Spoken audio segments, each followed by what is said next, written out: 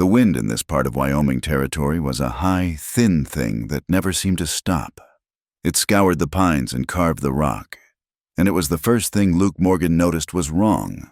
The wind was too loud. He'd been pushing cattle for 6 weeks, and the silence of his own homestead was what he craved. But as he topped the last ridge, he reined in his gelding, smelling the air. It was just pine and cold stone, but the cabin below sat too still. No smoke from the chimney, no movement in the corral. He nudged the horse forward, his tiredness replaced by a cold knot in his gut. He'd had the feeling of being watched for the last 2 days of his ride home. He told himself it was just trail nerves, the emptiness of the high country playing tricks on a man. Now, he wasn't so sure. He saw the fence first. The new wire he'd spent a week stretching was cut clean through, not broken by a deer, but cut with shears. Luke dropped from the saddle before the horse even stopped, his rifle in his hand. He walked low, his eyes scanning the tree line. Nothing. He reached the cabin. The door, made of thick pine he'd planed himself, was hanging open, a fresh splinter mark near the handle where a pry bar had been used. He kicked it open the rest of the way. "Anyone in here? You best speak now." Only the wind answered, whistling through the empty room. They had been thorough. His flour sack was slit, a white dusting covering the floorboards. The coffee beans were scattered, his tin of tobacco gone. He swore, low and bitter, and went to the small shed out back. It was worse. His good axe was gone, the 2-man saw he'd hauled from Laramie, his augers, his chisels, his hammer. Everything a man needed to build a life had been taken. He stalked to the corral. His horse, the big gelding, was still there, nervously stamping the ground. But Bess, his steady bay mare, was gone. He knelt by the gate, which had been untied. The tracks were clear in the damp earth. 2 men, wearing shod boots, not moccasins. They'd walked around. They'd taken their time. They'd known he was gone. They'd known his schedule. They hadn't just robbed him. They had violated the place. Luke stood, his face hard. He'd find them. He'd find his mare, and he'd get his tools. He swung back onto his gelding and rode for town. Not for the sheriff. There was no real law to speak of up here, but for information. Pine Creek was not much more than a muddy street with a dozen false front buildings, huddled together against the vastness. He tied his horse outside Hames's general store, the bell above the door jingling as he entered. Mr. Hames, a small man with spectacles, was polishing a glass jar. "Luke, you're back early. I didn't expect you for another 2 weeks. How was the drive?" "It was long," Luke said, walking straight to the counter. He didn't waste time. "My place was hit. Mr. Hames, robbed. Someone took my tools and my mare." Hames put the jar down, his face clouding. "Robbed? Lord, that's terrible. Was it Indians?" "No, white men. 2 of them, wearing boots." Luke leaned on the counter, his presence seeming to shrink the small store. "You seen any strangers pass through? Anyone asking questions?" Hames stroked his thin beard. "Strangers? Can't say I have. Not men. Anyway, it's been quiet. Too quiet. With winter breathing down our necks." He paused, tapping his finger on the counter. "Well, that's not entirely true. We do have one new face, but it's not who you're thinking." "Who?" "A woman. Arrived on the stage about 3, maybe 4 weeks ago. All by herself. Calls herself Caroline Bell." Luke frowned. "A woman? What's a lone woman got to do with my stolen tools?" "Oh, likely nothing," Hames said quickly, enjoying the gossip. "It's just, she's the only new soul from here to Fort Fetterman, and she's peculiar. She's renting the old Miller shack down by the river, the one with the roof half caved in." The Miller shack? Luke knew the place. It wasn't fit for livestock. "The very one. She comes in here for flour and salt, pays in coin, and doesn't say more than 3 words. And her eyes? Luke, hard as winter ice. She's dressed in town clothes, but they're worn through. Looks like she's seen much better days and is mad at the whole world for it." Luke's mind worked. A lone woman was no threat. But maybe she wasn't alone.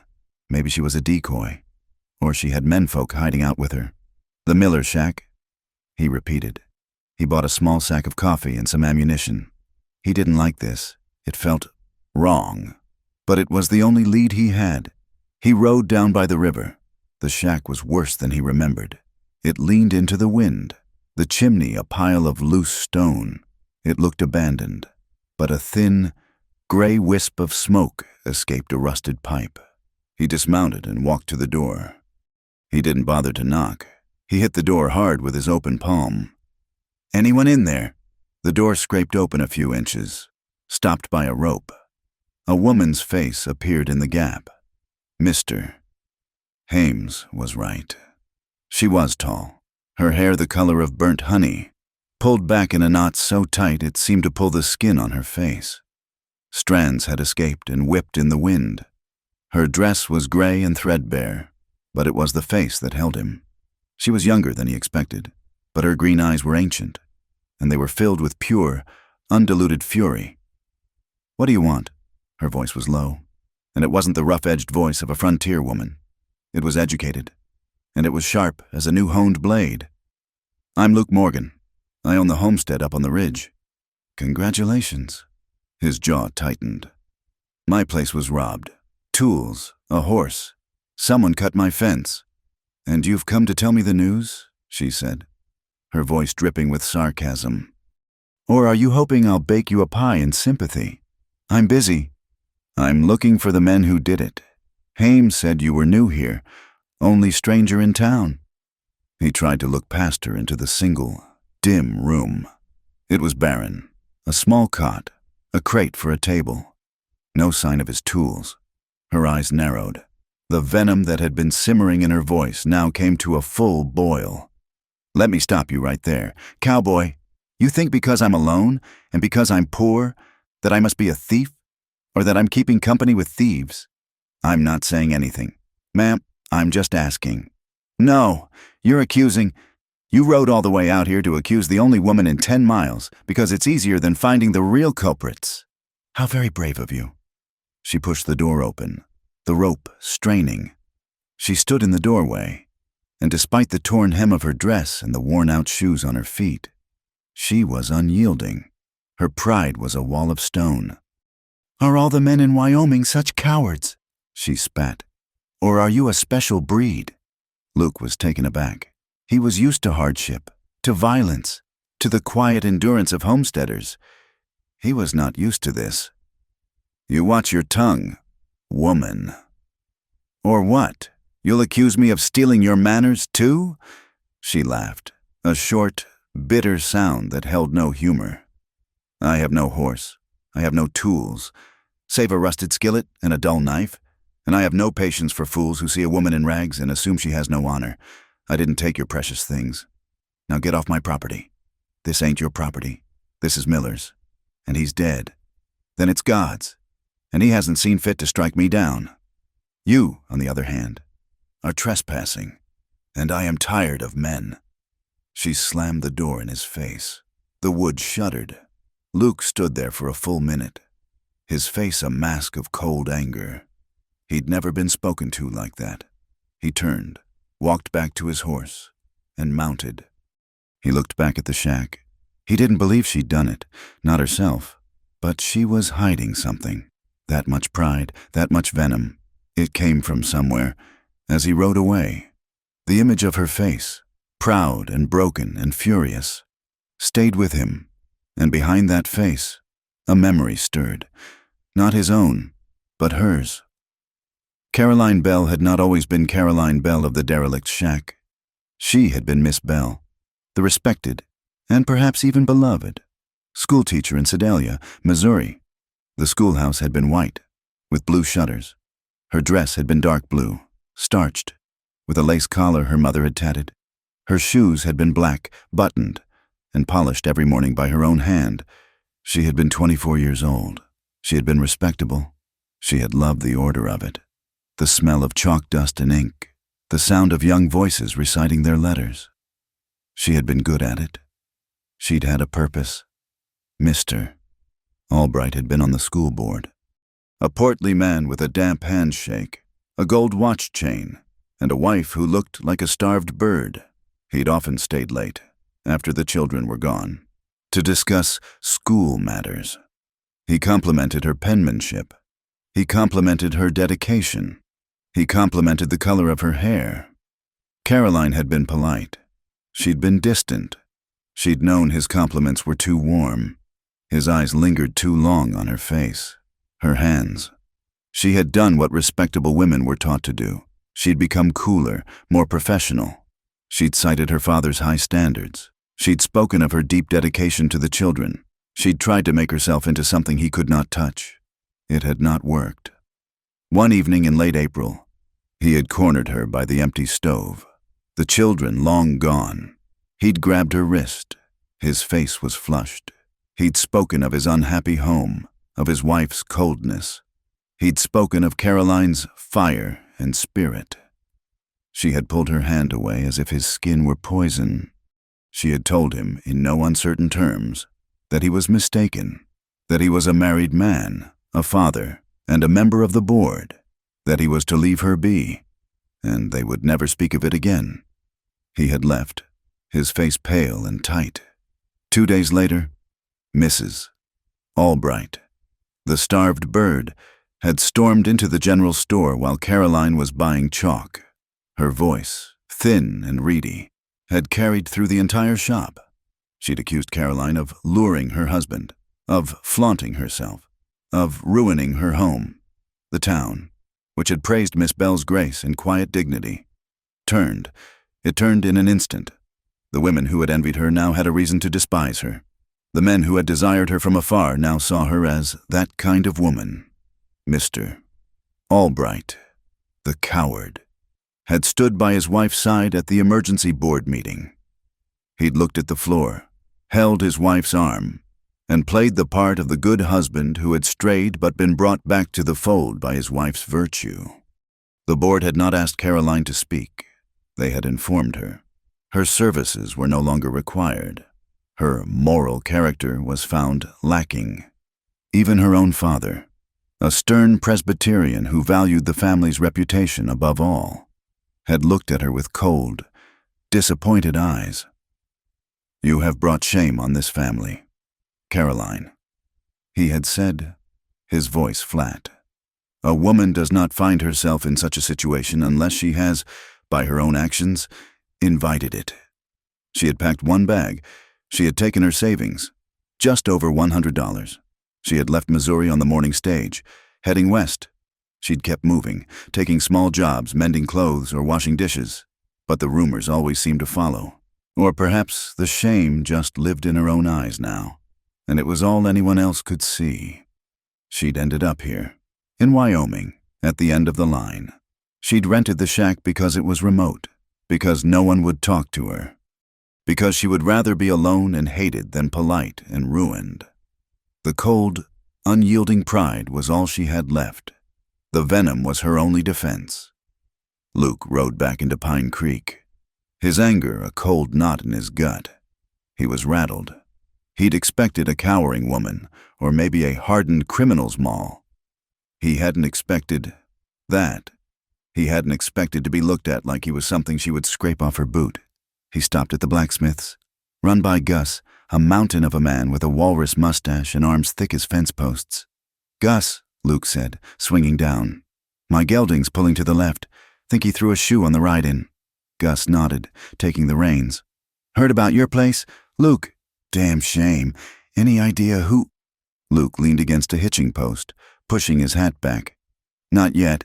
Just paid a visit to the new woman, the one down at the Miller's shack." Gus stopped, hammer in hand. "Her?" He let out a low chuckle. "She's a prickly one, ain't she?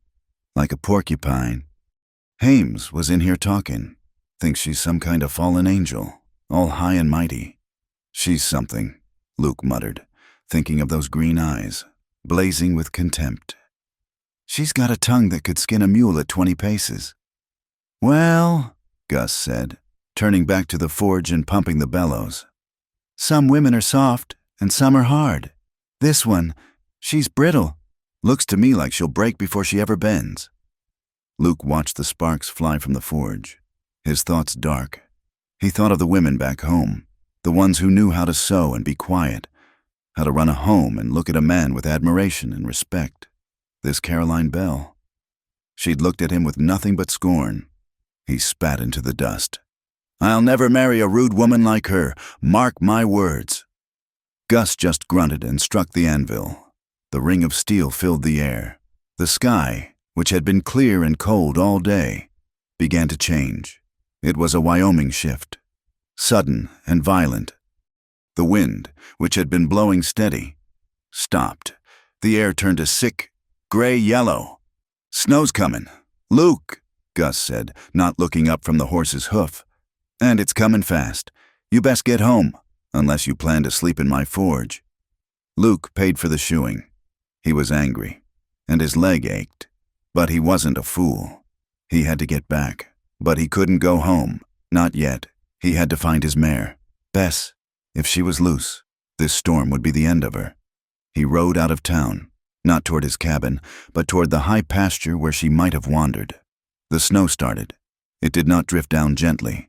It came as a curtain of white, a solid wall driven by a wind that screamed like a banshee. Within 10 minutes, he could no longer see the mountains. Within 20, he could not see the trees 10 feet in front of him. He was in the woods, somewhere near the river, the gelding growing frantic beneath him. He was calling for her, his voice ripped from his lungs by the wind. "Bess! Come on, girl." He heard a snap, not a twig. Too loud. He pulled his rifle from its scabbard, reining in the gelding. "Who's there?" a voice called out, muffled by the storm. "Just a traveler, friend, lost in this mess." Luke didn't trust it. "Show yourself, hands high." A man stumbled out from behind a line of snow-caked pines. He was bundled in a ragged coat, his face covered by a scarf. "Thank God, I'm turned all around. My partner's just back here. His horse went lame." It was a lie. Luke saw the man's hand go under his coat. In the same instant, he saw the second man step out from the right, raising a shotgun. These were the men. He knew it in his bones. They'd seen him leave town. They'd come back for him. Luke didn't hesitate. He was a fast man, but he was on a spooked horse. He fired the rifle from his hip, still on the gelding. The first man, the talker, grunted and fell backward into the snow, a dark stain spreading on his coat. The shotgun roared. The world exploded. Pain, hot and sharp, ripped through Luke's left thigh. His horse screamed, a high, terrified sound, and reared. Luke, his leg useless, lost his grip and his balance. He fell. The snow came up to meet him. He hit the ground hard, the impact jarring the bone and sending a fresh wave of agony up his side. He heard the second man curse, his voice frantic. "Jed! Damn him! He killed Jed!" Luke fumbled for his pistol, his fingers numb, his vision gray. He got it free. He fired twice into the white chaos, toward the sound of the voice. He heard a yell, then the sound of someone crashing through the undergrowth. The man was gone, fled. Luke was alone. His horse was gone, bolted. His rifle was somewhere in the snow. He tried to stand. His leg wouldn't hold. He looked down. It was bad. Blood was pumping from the hole in his heavy trousers, hot and black, melting the snow beneath him. He tried to tear a strip from his coat to make a tourniquet. His hands, already freezing, wouldn't work. The cold was seeping in, faster than the blood was seeping out. He started to crawl. He didn't know which way his cabin was. He didn't know which way the river was. He only knew he had to move. The pain was a dull, distant roar. The world was gray and white. He was so tired. He thought, "This is it. This is how it ends. Bled out and frozen. All for a damned horse and some stolen tools." He collapsed, face first, into a snowdrift. The world went quiet. The wind faded. The white turned to black. Caroline Bell was cursing. She was cursing the storm, cursing the wind that found every crack in her miserable shack, and cursing the fact that her woodpile, small to begin with, was almost gone. She pulled her thin shawl tighter, wrapped a rope around the last of her split pine, and headed out into the blizzard. She wouldn't go far. just to the stand of deadfall by the river. She wouldn't freeze. Not here, not like this. She was bent against the wind, her eyes barely open, when she heard them. Gunshots, 2, close together, then a third, louder, then 2 more, muffled. She froze. Hunters? Outlaws? She did the only sane thing. She ran. She dropped the wood and scrambled back to the shack, her heart hammering against her ribs. She slammed the door, pushed the broken chair against it, and waited. But the silence that followed was worse than the shots. It was a dead, heavy silence, buried under the howl of the wind. She thought of the cowboy, Morgan, the arrogant, accusing fool. He was the only other person out here. She waited. 5 minutes, 10. The wind howled. "Damn him," she whispered. What if he was hurt? What if those were the thieves he'd been looking for? She didn't owe him anything. He had insulted her. He had looked at her like she was dirt. He was like all the rest. She put another log on the fire. It was her last one. She stood by the meager flames, rubbing her hands. She couldn't. She hated him for it. But she couldn't. She could not let a man die. Not even him. It was the one piece of Miss Bell, the schoolteacher, that the world had not managed to kill. "God damn you!" she snarled. At him. At herself. At the sky. She grabbed her shawl again and stormed back out into the white. "Morgan!" she yelled, her voice stolen by the wind. "You fool cowboy! Where are you?" She stumbled over him. Literally. A dark shape in the white. He was unconscious, half frozen, and he was bleeding. A lot. She stared at him. This was her chance. She could walk away. She could go back to her shack, and by morning, the snow would have covered him. No one would ever know. It would be one less man in the world to look at her with accusation in his eyes. The hesitation lasted a lifetime. She looked at his face, pale and harsh, even in unconsciousness. She looked at the blood. "Damn you to hell. Luke Morgan," she whispered. She grabbed him under the arms. He was heavy. Not just heavy. He was a dead weight, solid muscle and wet wool and ice. She dragged him, 1 foot at a time. The snow filled her broken shoes and numbed her feet. Her back screamed. "You are," she grunted, pulling. "The heaviest fool in all of Wyoming territory." She dragged him over the threshold of the shack. He groaned, a low, animal sound, but his eyes didn't open. She kicked the door shut against the storm and let him fall to the dirt floor. He was bleeding all over her clean-swept dirt. Caroline Bell, the ruined teacher from Missouri, stood over the man who had insulted her, the man she had just saved, and cursed him again, her voice shaking with cold and a fury she couldn't quite name. The fire cast frantic, dancing shadows on the rough-hewn walls of the shack. Outside, the storm had become a living thing, a screaming white giant that shook the flimsy door and forced snow through the cracks. Caroline Bell worked with a grim, furious energy. Luke Morgan lay on the dirt floor, a dark, bleeding stain on her life, and she hated him for it. "Just another mess," she muttered, her voice low and tight as she stoked the fire. It was a miserable, weak flame, but it was all she had. She had dragged him to her cot, but the effort of lifting his dead weight onto it was too much. She'd settled for pulling him close to the hearth. He was a big man, now that he was here. He seemed to fill the entire small room, his long, injured legs splayed out, his broad shoulders slumped in unconsciousness. The blood was the worst part. It was dark, a frighteningly large patch on his thigh, soaking his wool trousers and pooling on her floor. She got her shears, the ones she used for thread, and her hands, for the first time, were steady. She did not want to do this, but she knew, with the cold certainty of a winter morning, that if she didn't, he would die, and she could not, would not, have that on her conscience. It was the only thing she had left. "I don't owe you a thing, cowboy," she whispered, her breath fogging in the cold air. She knelt beside him and, with a violent, decisive movement, began cutting away the thick, blood-soaked fabric of his trousers, from the knee to the hip. She exposed the wound, her stomach clenched, but she did not look away. It was ugly, A ragged hole, deep and dark, still oozing. The shot had gone clean through, but it was high on the thigh. She boiled water in her small pot, her movements jerky and efficient. She had no whiskey to clean it, no carbolic.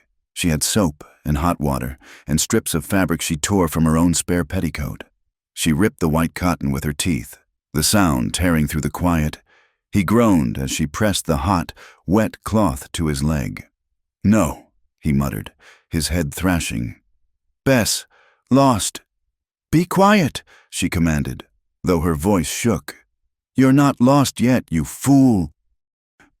She cleaned the wound as best she could, her touch surprisingly gentle for the anger that burned in her.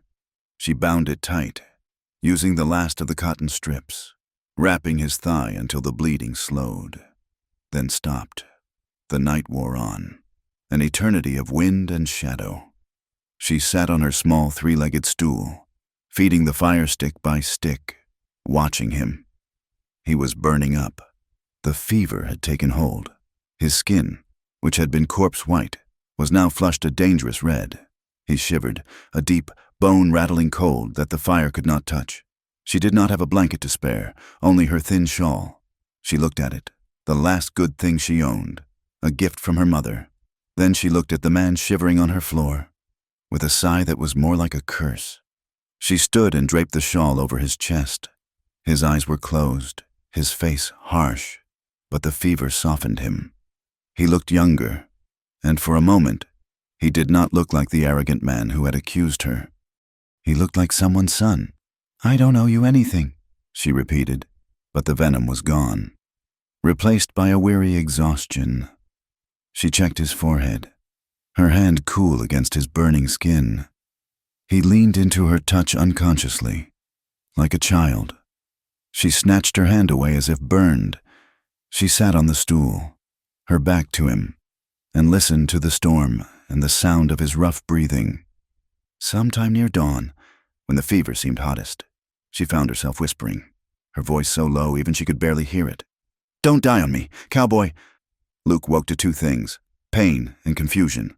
The pain was a hot, throbbing fire in his left leg. The confusion was the roof. It wasn't his roof.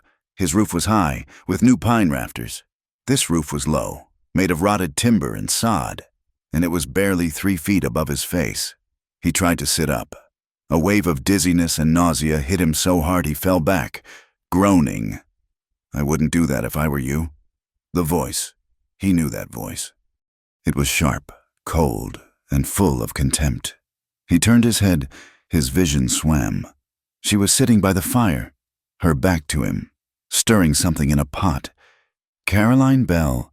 He wasn't at his cabin. He was at her shack. The Miller shack. He looked down. He was on her cot. At some point, she must have managed to move him. He was covered by his own coat and her shawl. His leg was a white, bandaged mass. The memory hit him. The snow, the ambush, the talker, the shotgun, the fall. He had killed one. The other had fled. He had been left for dead, and she had found him. The woman who hated him, the woman he had insulted. A heat that had nothing to do with the fever rushed to his face. His pride, the unyielding core of him, burned with a humiliation that was sharper than the pain in his leg. To be saved was one thing. To be saved by her, the rude, proud, broken woman he had sworn he would never. He had to get out. He couldn't be here, helpless, under her gaze. He was a man. He was Luke Morgan. He did not need help from anyone, least of all her. "Where are my things?" he demanded. His voice was a dry croak. "Your things?" She didn't turn. "Your rifle is likely at the bottom of a snowdrift. Your horse ran off. Your pistol is on the crate, where I put it after I took it off your useless body. And your leg," she said, finally turning, "is in my shack. You're welcome." Her eyes were cold, but he saw the exhaustion in them. There were dark circles under them, as if she had not slept. "I'm leaving," he said, gritting his teeth. "Is that so?" A small, bitter smile touched her lips. "Be my guest." He put his hands on the edge of the cot and pushed himself up. The pain was immediate, a white-hot spike that shot from his thigh to his skull. He ignored it, He was fueled by pure, stubborn pride. He swung his good leg over the side. He tried to put weight on his wounded one. The leg didn't just buckle. It wasn't there. It was a useless, fiery piece of meat. He gasped as the room spun, and he pitched forward. He didn't hit the floor hard, but the impact sent a shockwave of agony through him. He lay there, on the cold dirt, humiliated, weak, and furious. He heard her stand. He braced himself for the sarcasm. The "I told you so." She just looked down at him. "Finished?" she asked. He couldn't answer. He just lay there, breathing hard. His face turned away from her, his eyes shut tight against the shame. He felt her grab him under the arms. She was strong, stronger than she looked. She grunted with effort, dragging him back to the cot, his wounded legs scraping the floor. "If you tear those stitches," she panted, her voice sharp, "you will bleed out, and I will not waste good cotton on you a second time. Now, lie still. You're no good to me dead. I'm no good to you alive," he muttered, his pride in tatters. "We agree on something, Mr. Morgan," she said. She went back to the fire. The next 2 days were a kind of hell. The storm did not break. It settled in, a siege of endless white and howling wind. They were trapped, two people who despised each other, in a 10 by 10-foot room. Luke had never felt so useless. He lay on the cot, his leg throbbing, his strength gone. He watched her. She moved with a restless, angry energy. She swept the floor. She tended the fire. She restitched the seam of her worn dress. She never sat still, as if daring the silence to consume her. Their words were weapons, barbed, sharp, and meant to draw blood. "This is a fine palace you've got here, Miss Bell," he mocked on the second day, staring at the ceiling. "Do you enjoy the solitude, or just the fine company of the wind?" She didn't miss a beat, her back to him as she stirred their meager meal of thin broth. "It was peaceful, until I invited the local livestock inside." She turned, her eyes flashing. "But you wouldn't know about peace, would you? You ride in, make accusations, get yourself shot, and then bleed all over a stranger's floor. It's a very heroic way to live." "I was looking for my horse," he growled, trying to sit up. "And you found 2 men with guns. How did you imagine that would end? You see a woman alone, and you think she's a thief. You see 2 men, and you think you're faster. You see nothing. Mr. Morgan, nothing but what you want to see." He flinched. Her words hit closer to home than he'd admit. He'd lost his brothers in a raid just like that, thinking he was faster, smarter. He fell back on the cot. "And what do you see? Miss Bell, hiding out here, judging the world? You running from something, or just too good for the rest of us?" Her face went pale, then hard. "I'm not running," she said, her voice dropping to a dangerous whisper. "I've just stopped, and I am not on trial here. You are." She pointed at him with the spoon. "You are the burden. You are the one who is eating my food, burning my wood, and taking up space in my cot. So I suggest you keep your voice down and your opinions to yourself." The silence that followed was heavy and cold. Beneath the anger, beneath the insults, something else simmered. It was their shared isolation. He was a man who trusted no one, and he was now completely dependent. She was a woman who had been cast out, and she now had the world, in the form of this one man. Trapped in her home, they were 2 lonely souls, and the proximity was a torment. That afternoon, he watched her try to mend his coat. The shotgun blast had torn a hole in the side, and it was caked with snow and dried blood. She was scrubbing it with a stiff brush, her knuckles red and raw. She sat on the stool, her needle and thread in hand. Her movements were precise, her stitches tiny and neat. He'd never seen sewing like that, not out here. It was fine work, educated work. He was watching her hands. They were chapped, the nails broken, but they were long and graceful. And they were trembling. It was not a shiver from the cold. The fire was hot. It was a tremor, a slight, uncontrollable shaking in her left hand as she tried to thread the needle. She fumbled it twice, A small, frustrated sound escaped her. "Your hands are shaking," he said. "It was just an observation, a fact." She froze. She looked at her hand as if it had betrayed her. Then she looked at him, her eyes hardening, the sarcasm her shield. "It's the cold, Mr. Morgan," she said, her voice dripping ice. "This shack is not fit for human habitation. As you so kindly pointed out, the wind comes through the walls. It's not that cold," he said, his eyes fixed on her. "Not by the fire." "Then perhaps I'm trembling with excitement," she snapped, finally getting the thread through. "The sheer, overwhelming joy of mending the coat of an ungrateful man who accuses me of thievery. It's all a woman dreams of." He didn't smile. He saw the lie. He saw the tremor, and he saw the fear behind the anger. She was not as hard as she pretended. He didn't know what it meant, but he filed it away. She was hiding something, and it wasn't his stolen tools. It was a deep, bone-bred fear. 3 days passed. The storm raged, then broke, then raged again. They fell into a tense, miserable routine. He would wake. She would hand him the broth. They would sit in silence for hours. The only sound the wind and the crackle of the fire. The tension was a thick, heavy blanket, suffocating them both. On the 4th night, the silence had stretched for so long it felt brittle. She handed him his cup of broth. It was watery, as always. He was weak, tired, and his leg ached. He looked at the thin liquid. He looked at her grim, set face. He took a sip, and the most absurd thought came to him. He looked at her, his face completely serious. "My compliments to the chef," he said, his voice a low rasp. "I've had thicker water." He expected her to glare, to throw a sarcastic remark back at him. He expected the usual anger. He did not expect the sound she made. It was a snort, a choked, startled sound that she tried to swallow, but it escaped. It was a laugh, a small, rusty, genuine laugh. They both froze.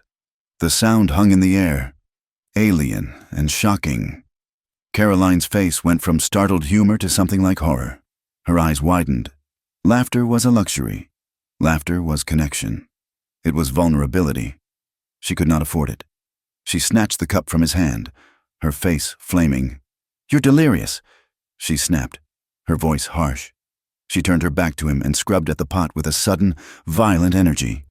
Luke watched her, completely baffled. He had seen her furious, cold, and sarcastic, but the fear he saw on her face after one small laugh, it confused him. He had seen a glimpse of someone else, a different woman, and just as quickly she was gone. The next day, the storm returned with a vengeance. It was as if the sky, having taken a breath, now meant to finish them. The wind didn't just howl, it shrieked, a high, thin sound that grated on the nerves. And then, a new sound. Drip, drip, drip. Luke heard it first. He looked up. A dark stain was spreading on the sod roof, directly above Caroline's cot. "You've got a leak," he said. Caroline looked up. As she watched, the drip turned into a steady, thin stream of ice-cold water. "No," she whispered. It was not anger in her voice. It was panic. This shack, this miserable, leaning ruin, was the only thing she had. It was her last refuge. If it failed, she would freeze. She had nowhere else to go. "No, no, no!" she chanted, her voice rising.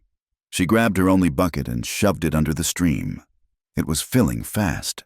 She scrambled onto her cot, pushing at the sod ceiling with her hands, as if she could stop the water through sheer force of will. "That's not going to work," Luke said, his voice rough. He was a homesteader. He knew roofs. "You're just making it worse. You have to get above it or reroute it." "Shut up!" she screamed, her voice cracking.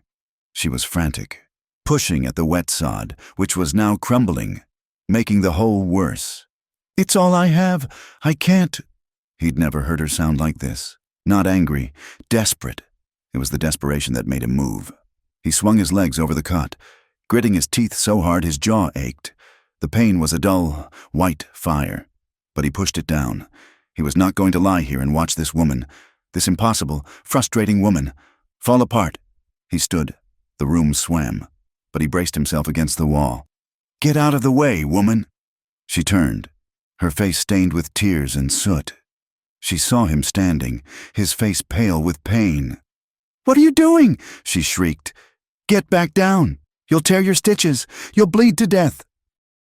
She grabbed his arm, trying to push him back. "I'm not going to drown in your shack," he growled, shoving her hand off. He was weak, but he was still twice her size. "Give me the crate!" "No, you're a fool! You're reckless! And you're stubborn!" he roared, grabbing the crate himself. He winced as a fresh jolt of pain shot up his leg, but he shoved the crate under the leak, then grabbed her empty water bucket. "Now get me a cloth, anything! We have to guide the water!" They were shouting, standing inches apart, the water splashing around their feet. They were a man who could barely stand and a woman on the edge of hysteria, and the storm was winning. The fight suddenly drained out of them, leaving a hollow silence. They were breathing hard, their words hanging in the air. The only sound was the steady drip, drip, drip of the water into the bucket. Luke leaned against the wall, his whole body trembling with the effort and the pain. He looked at her. She was backed against the far wall, her chest heaving, her eyes wide and terrified. He realized she hadn't just been afraid of the roof collapsing. She had been afraid for him. Her anger was fear. She had been yelling at him to sit down because she thought he was killing himself. The realization settled in his gut, heavy and strange. This woman, who had every reason to hate him, who had spit venom at him for 3 days, was afraid he would die. He stared at her, and the last of his anger faded, replaced by a raw, confused curiosity. His voice was quiet, rough. "You care if I live or die?" It was not the question he'd meant to ask. It was an accusation, and it was a genuine, baffled query. Caroline's face, which had been pale with panic, flushed a deep, hot red. She opened her mouth, but no sound came out. To admit it would be to admit weakness, to admit a connection she could not bear. To deny it would be a lie, and he would know it. She held his gaze for one long, agonizing second. Then she turned away, her shoulders stiff, and said nothing at all. Her silence was a new kind of weapon. After his question, "You care if I live or die?" the old, barbed anger had vanished, replaced by a brittle, frigid quiet. She had turned away, and she had not turned back. The storm that had trapped them now seemed to be settling in for good, isolating them further. The world shrank to the 4 walls of the leaking shack. The wind kept a low, steady moan, and the snow piled in drifts that buried the single window. The leak, which they had managed to contain with the crate in a bucket, was a constant, maddening drip, drip, drip that measured out their existence. Luke's leg was healing, but his strength returned slowly. He could stand now, could limp 3 steps from the cot to the fire and back, but he was a long way from being a whole man. He watched her. He had nothing else to do. He watched her ration the last of the flour. He watched her count the coffee beans. He watched her thin the broth until it was little more than lukewarm, salty water. They had not spoken of the confrontation. They had not spoken at all, beyond what was necessary. The fire is low. The water bucket is full. The food supply, which had been meager for 1, was now gone for 2. On the morning of the 6th day, or maybe the 7th, he had lost track. Luke watched her scrape the last handful of flour from the bottom of her sack. She mixed it with snow water and a pinch of salt, making a single, pale, thin biscuit. She baked it in the skillet and, without a word, handed it to him. He looked at the biscuit, then at her. "What about you?" His voice was rough from disuse. "I'm not hungry," she said. It was a flat, obvious lie. He broke the biscuit in half, the dry crumbs scattering. He held her half out. "We both eat." She stared at the offering. Her face was gaunt, her eyes large and dark in the firelight. For a moment, he thought she would refuse, just out of stubborn pride. Then, with a slow, reluctant hand, she took it. "This can't go on," she said, her voice quiet. I have to go to town. Luke stopped, his half of the biscuit halfway to his mouth. No, you're not. The snow's still too deep, and you're not strong enough to make that walk. And you are? She countered, the old sharpness returning. You can't even stand. We will starve. Mr. Morgan, or you will. Your leg won't heal on air. I'm going. It's 3 miles. The wind is. No. Wait 1 more day. The storm might break. It has been 1 more day for a week. I'm going. She stood, pulling her thin shawl around her shoulders. She checked the rags she had tied around her worn-out shoes. Luke saw, for the first time, that the soles were gone. She was walking on layers of cloth in her own unyielding will. It's suicide, he growled, pushing himself to sit up. The pain was a dull, angry throb. It's living, she corrected. Something you and I are both doing a poor job of. She left. She didn't look back. She just opened the door, was consumed by a wall of swirling white, and was gone. Luke sat in the sudden, terrible silence, the wind, the drip, and his own labored breathing. He'd never felt so useless. He was a man of action, a man who built and wrangled and fought, and he was being kept alive by a half-starved woman with no shoes, a woman he had insulted, a woman who had just walked into a blizzard to buy him food. He looked at the empty room. He looked at his bandaged leg. He cursed, a low, bitter sound. His gelding. He had forgotten. The horse had come back 2 days after the ambush, drawn by the memory of shelter. It stood huddled on the leeward side of the shack, miserable, half-frozen, and he had shared the last of his own grain with it. He couldn't let her. He just couldn't. He began the agonizing process of getting dressed. The walk to Pine Creek was a special kind of hell. Caroline kept her head down, following the frozen line of the river, which was the only landmark. The wind cut through her shawl and dress as if they were made of paper. Her feet were numb inside the rags. She didn't feel the cold anymore. She just felt a deep, heavy tiredness. When she finally stumbled onto the single street of the town, it was like waking from a nightmare. The town was huddled, snow-drifted, with gray smoke rising from every chimney. A few men were clearing the boardwalk in front of the saloon. She headed for Hames's general store. The bell on the door was a cheerful, jarring sound in the heavy silence. The store was warm, and it was full. It seemed every man in town with nothing better to do was gathered around the pot-bellied stove, drinking coffee and trading stories. When she entered, the conversation died. Every eye turned to her. She felt the heat on her face, a flush of shame and anger. These were the looks she had run from in Missouri, the leering, curious, knowing looks of men who saw a woman alone and thought only one thing. "That's her," a man whispered, loud enough to be heard. "The one at the Miller place. Heard she's got a man out there with her," another one said, his voice a low chuckle. "Morgan. Heard he got shot up. Maybe she's the one who shot him," a third man offered, and a few of them laughed.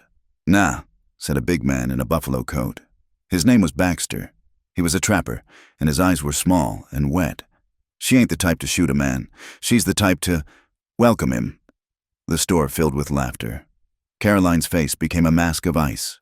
Her pride, which had been her only shield, turned to stone. She walked past them, her head high, her back straight. She did not look at them. She walked to the counter, where Mr. Hames was nervously polishing a glass. "I need flour," she said, her voice clear and cold. "And salt and coffee." "Miss Bell," Hames said, his voice low. "Terrible weather we're having." "Just the flour. Mr. Hames." She paid from a small coin purse.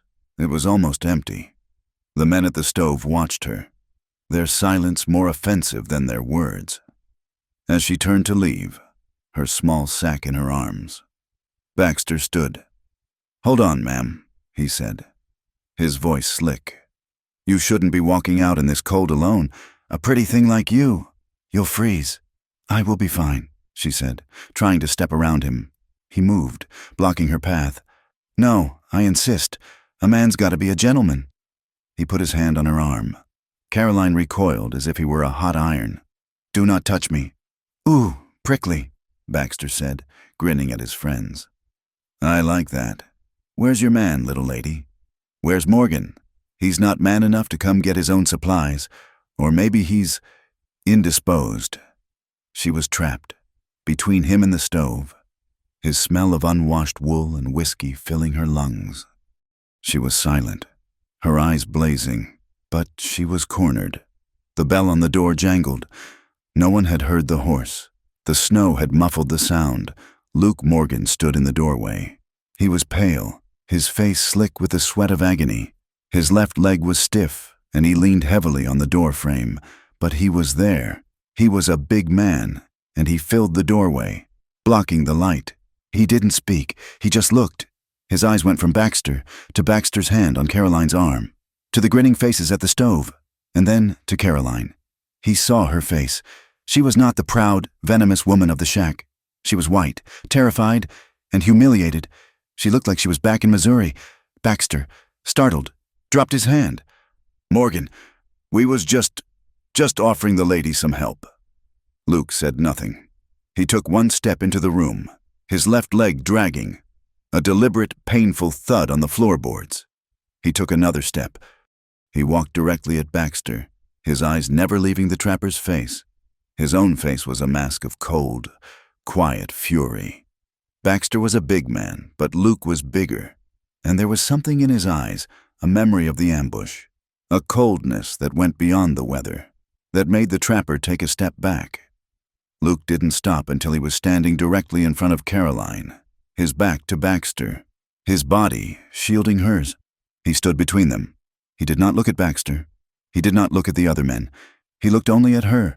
He saw her hands were shaking, gripping the small sack. "You get your things?" he asked, his voice low and rasping. She couldn't speak. She just nodded. "Then let's go home."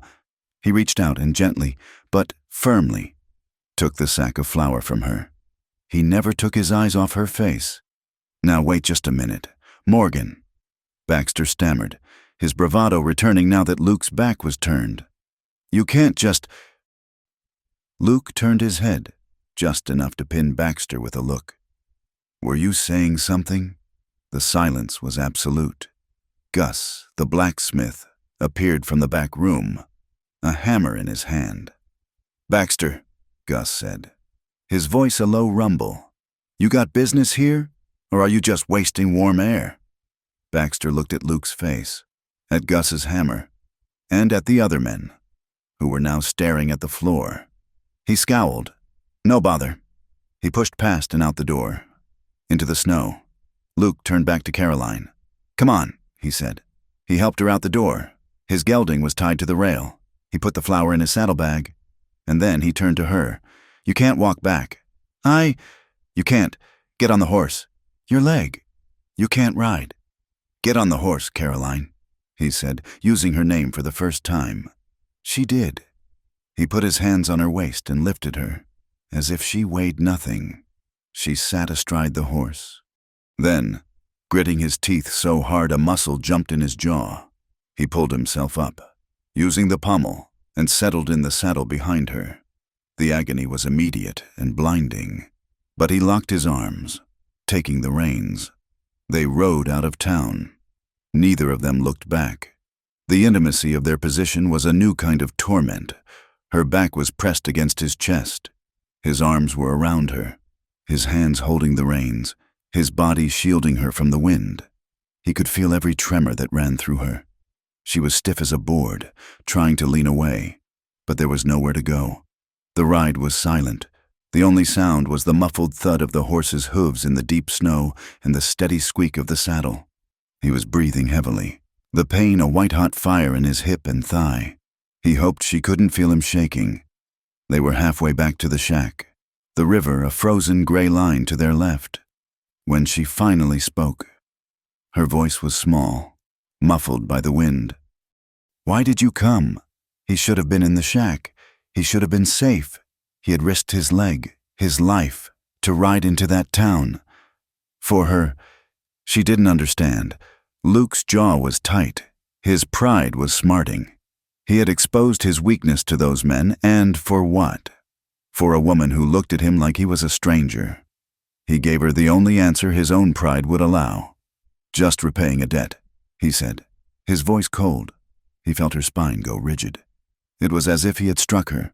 He had taken his one act of genuine, protective instinct and reduced it to a cold transaction. "You saved my life. I saved you from embarrassment. We're even." She did not speak again. When they got back to the shack, he almost fell from the horse. His leg was numb, then fiery, then numb again. He slid to the ground, his leg buckling, and he had to catch himself against the gelding's side. Caroline was off the horse in an instant, her brief moment of silence shattered, replaced by the old, frantic energy. "You're bleeding," she said, her voice sharp. "I'm fine." "You're not fine. You're a fool. Get inside." She helped him, her shoulder under his arm, and together they half fell through the door. He collapsed onto the cot, his face pale, his entire body trembling. The bandage on his thigh was soaked through with fresh, bright blood. She ripped it away. "You tore the stitches. You tore every single one of them. You absolute, stubborn, reckless fool!" She was shouting, her voice cracking. She set to work, her hands moving with that same desperate efficiency. She cleaned the wound, her touch rougher this time, her anger in her fingertips. He just lay there, his head back, his eyes closed, enduring the pain and her fury. When she was done, she stood back, her chest heaving. He was pale, but the bleeding had stopped. The shack was filled with a new, raw tension. He was watching her. He was always watching her. He'd been lying on this cot for days, and all he had done was watch her. She couldn't stand it. She spun around, her eyes blazing. "Stop it!" Luke opened his eyes. "Stop what? Stop looking at me!" she cried, her voice tearing.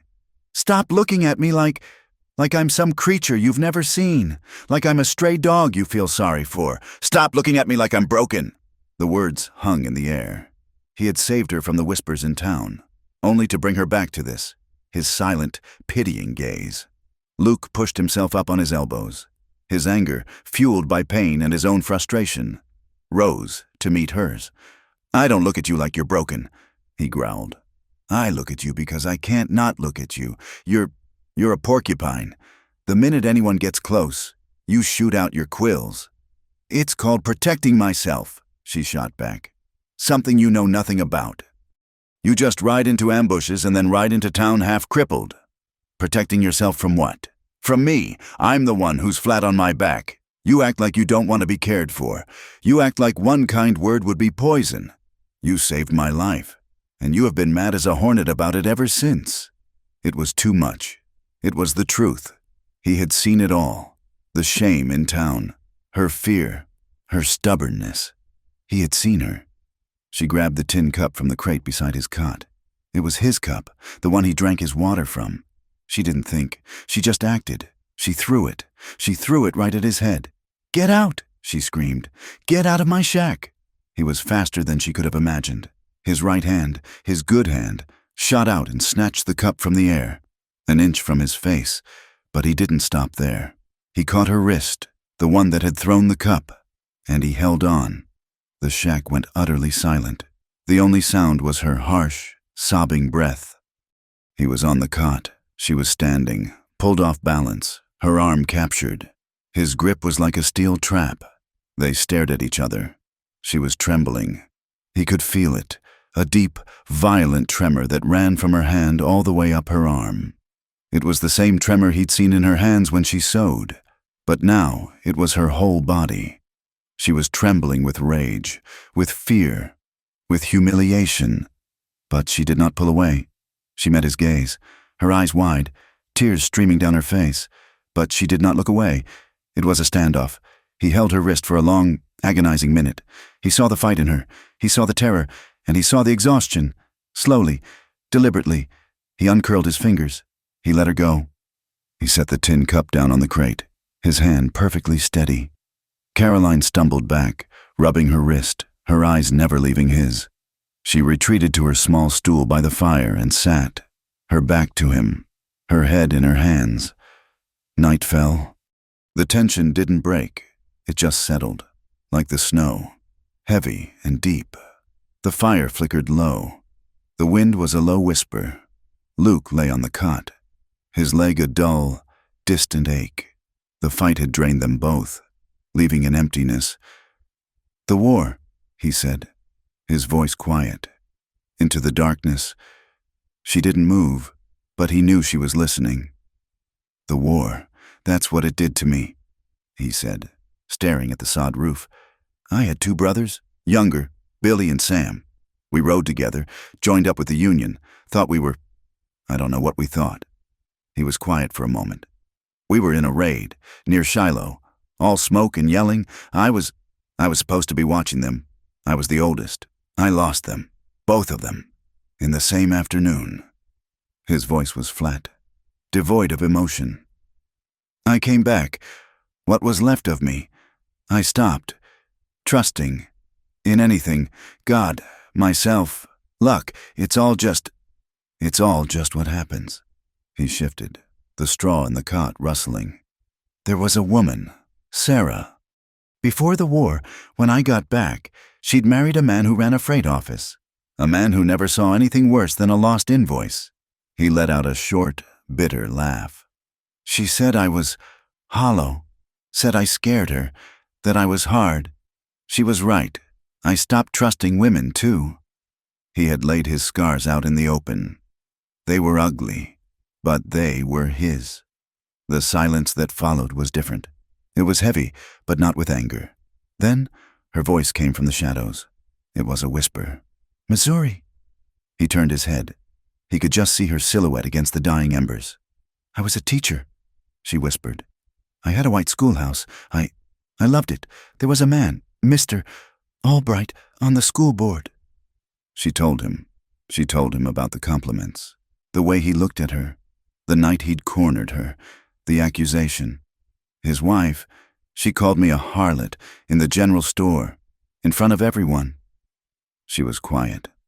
"No one believed me. Not the board. Not the women I'd known for years." She took a shaky breath. "And this was the part that cost her. My father, he was a minister, a good man. He valued his good name. He said I had brought shame on the family. He called me a disgrace." Her voice broke, just a whisper of a crack. He said, "A woman does not find herself in such a situation unless she has, by her own actions, invited it." He told me to leave, so I left. The 2 confessions hung in the tiny room. 2 raw, open wounds. His pain, born of violence and betrayal. Her pain, born of injustice and shame. The silence returned. But now, it was a shared silence. She stood from the stool. He heard the small scraping sound. He watched her. She walked slowly, hesitantly, toward the cot. She stood over him, looking down. He could not read her expression in the dark. Then, as if her legs could no longer hold her, she sank, not onto the stool, but onto the edge of the cot. She didn't sit. She just leaned. She leaned into him, her shoulder pressing against his, her head bowing until her forehead rested against his arm. It was a gesture of complete, unadulterated exhaustion, a surrender. He froze. He could smell the scent of wood smoke in her hair. He could feel the last of her tremors. His hand, the one that had caught her wrist, came up. He moved slowly, as if not to spook a deer. He touched her hair, then her cheek. She didn't flinch. She leaned into his touch, a small, broken sound escaping her throat. He cupped her face, his thumb brushing away a tear she didn't know was there. He lifted her chin. He looked into her eyes. He pulled her down. Their kiss was slow. It was not a kiss of passion. It was a kiss of recognition. It was hesitant, gentle, a question. He tasted the salt of her tears. She tasted the rawness of his pain. And then it changed. Something inside them both broke. All the loneliness, all the anger, all the desperate, clawing need. It poured into the kiss. It was no longer gentle. It was deep, and it was desperate. His hand tangled in her hair, pulling her closer. Her hands gripped his shirt, holding on as if he were the only solid thing in a world that was falling apart. It was a kiss that starved, and a kiss that fed. It lasted for a long, breathless moment, and then she broke it. She ripped herself away from him, scrambling backwards so fast she nearly fell off the cot. She landed on her feet, stumbling back. Her face was a mask of pure terror. This was what she had been running from. Not Baxter, not her father. This need, this reliance, this feeling, to need him, to want him, was a weakness she could not afford. It was the same trap. "Caroline?" he said, his voice thick, confused. He started to sit up. "Don't," she whispered, her voice shaking. "Don't." She couldn't be near him. She couldn't be in the light of the fire. She fled to the far corner of the shack, the darkest, coldest part, by the leaking wall. She pressed her back against the rough logs, as far away from the cot as she could get. Luke watched her go. He was aching, he was confused, and he was completely, utterly shaken. He could see her silhouette. He could see her shoulders. They were shaking. She was crying, but this time, she was making no sound at all. The morning after the kiss, the world was too bright. The storm had finally broken, and a pale, watery sun was climbing over the peaks, turning the endless snow into a field of blinding diamonds. But inside the shack, the light only served to illuminate the silence. It was a new kind of quiet, sharper and more fragile than the anger had been. They moved around each other in the tiny space, their movements stiff and careful, as if they were made of glass. They had not spoken of it. They had not slept. She had remained in her corner, and he had remained on the cot, and the air between them was a raw, exposed nerve. When he woke, she was already at the fire, her back to him, her shoulders set in a line so rigid it looked like it would snap. "The sun is out," he said. His voice was a rasp. "I see that," she replied, her voice flat, devoid of any emotion. She did not turn. The tension was a third person in the room, suffocating them. Luke knew he had to break it, or it would break them. His leg, though still weak, was better. The bleeding from his ride to town had stopped, and the wound was finally beginning to knit. He could stand. He could limp. He was no longer an invalid. He pushed himself off the cot and stood, testing his weight. It held. "The roof," he said. "Not to her, but to the room. It needs to be fixed, properly." She turned then, her face pale, her eyes guarded. "I have no materials. We have what's here," he said more gruffly than he intended. "We have sod. We have pine branches. It's better than a bucket." For the next 2 days, they worked. It was a mercy, the labor. It was something to do with their hands, somewhere to put their eyes, other than on each other. He was not strong enough to get on the roof, so he became her man on the ground. He showed her how to cut patches of frozen sod from the riverbank with his knife, how to weave a lattice of young pine boughs to hold the patch. He would limp to the wall of the shack, the pain in his leg a steady, dull burn, and hand the heavy squares of earth up to her.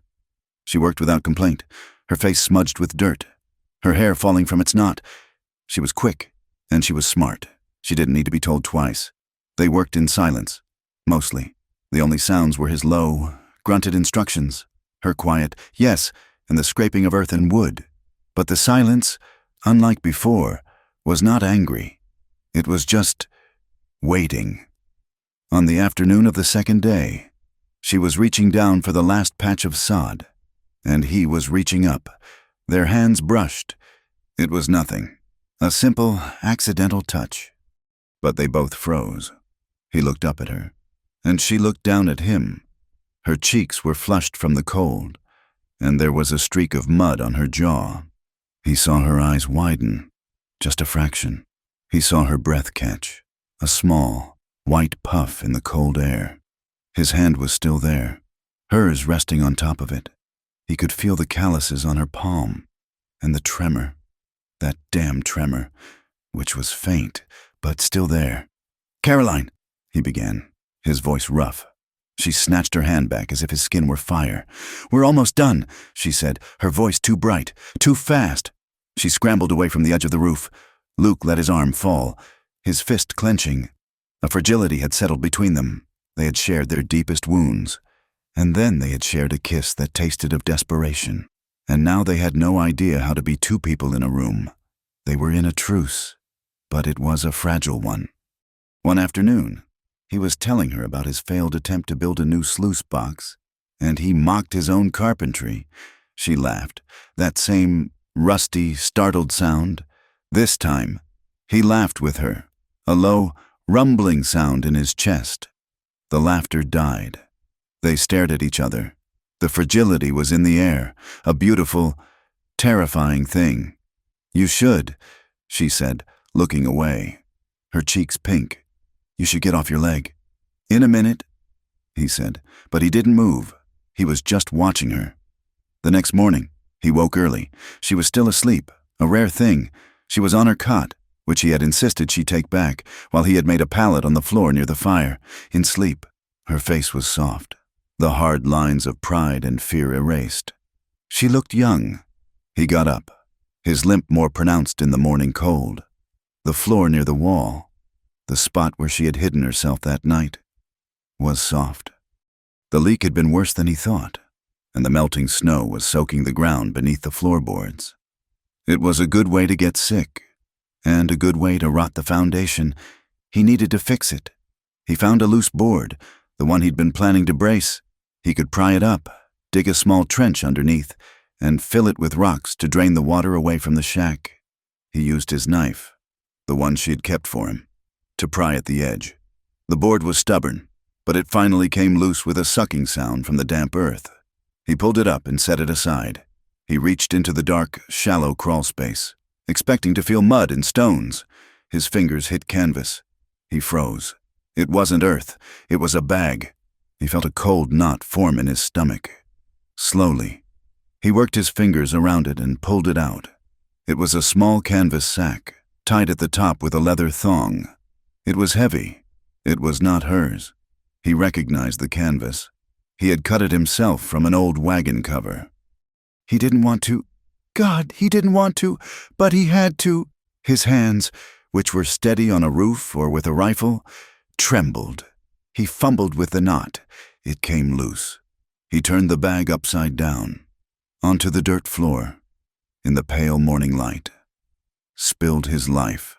His mother's silver locket, the one she'd worn every Sunday, the one he'd grabbed before he buried her. His father's silver-cased pocket watch, the one he'd earned in a card game in Texas, and a small, deerskin pouch of coins. Not many, maybe $20. But it was all he had. These were not his tools. These were his valuables, the things that had no price, the things he'd thought were gone forever. He stared. The blood drained from his face. He heard the rustle of straw from the cot. He heard her sit up. "Luke." Her voice was sleepy, confused. "What is it?" He didn't move. He couldn't. He just stared at the locket, gleaming in the dirt. "What are you—" "Oh," she said. She had gotten up. She was standing behind him. She had seen it. Luke stood, slowly. He turned.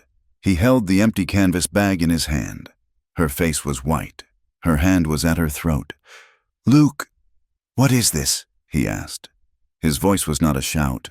It was worse. It was a whisper, a dead, cold whisper that cut through the small room. I don't know," she breathed, her eyes wide with a confusion that looked, for one terrible second, genuine. "Don't," he said. "Don't lie to me. I'm not. I've never seen that bag before. What is it?" "You know what it is." He kicked the locket with the toe of his boot. "It's mine." Her face crumpled. No, I didn't." "You," he said, taking a step toward her. His leg throbbed, but he didn't feel it. All he felt was the ice in his veins. The fool. He'd been a fool.